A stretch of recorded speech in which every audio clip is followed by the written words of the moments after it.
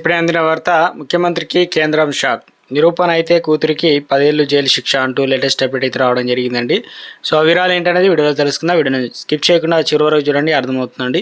మరోసారి నా ఛానల్ వస్తే తప్పకుండా సబ్స్క్రైబ్ చేసుకొని bell button all notification activate చేసుకోండి. చూస్తున్నారు కానీ లైక్ చేయడం మర్చిపోతున్నారని దయచేసి లైక్ చేయండి. లేట్ చేయకుండా వీళ్ళకైతే వెళ్ళిపోదామండి. మనం కేరళ ముఖ్యమంత్రి పినరయి విజయన్ కుమార్తెకు వీణా విజయన్కు ఊహించని షాక్ తగిలింది. కొచ్చియన్ మినరల్స్ అండ్ రుటైడ్ లిమిటెడ్ కంపెనీకి సంబంధించి ఆర్థిక నేరం కేసులో ఆమెను విచారించేందుకు కేంద్రం అనుమతి ఇచ్చింది. ఒకవేళ ఈ కేసులో వీణా దోషిగా తేలితే 6 ఏళ్ల నుంచి 10 ఏళ్ల వరకు జైలు శిక్ష పడే అవకాశాలు అయితే ఉన్నాయి.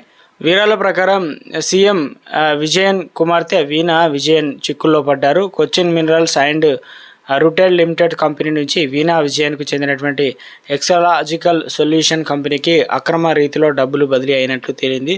ఈ నేపథ్యంలో న్యాయ విచారణ చేపట్టేందుకు కేంద్ర కార్పొరేట్ వ్యవహారాల శాఖ ఆదేశాలు జారీ చేసింది. సీరియస్ ఫ్రాడ్ ఇన్వెస్టిగేషన్ ఆఫీస్ దాఖలు చేసినటువంటి ఛార్జ్ షీట్ ఆధారంగా కేసు విచారణగా కేంద్రం ఆదేశాలు అయితే ఇచ్చింది. అంతకుముందుకు కొచ్చిన్లోని ఆర్థిక నేరాలను పరిశీలించే ప్రత్యేక కోర్టులో ఈ కేసు ఫైల్ అయిందనమాట. ఈ సందర్భంగా 160 పేజీల ఛార్జ్షీట్ రూపొందించారు. రుజువైతే 10 ఏళ్లు జైలు శిక్ష. CMRL అనగా ఎక్సాలాజికల్ సొల్యూషన్ మధ్య అక్రమ రీతిలో ఆర్థిక లావాదేవీలు జరిగినట్లు అనుమానించారు.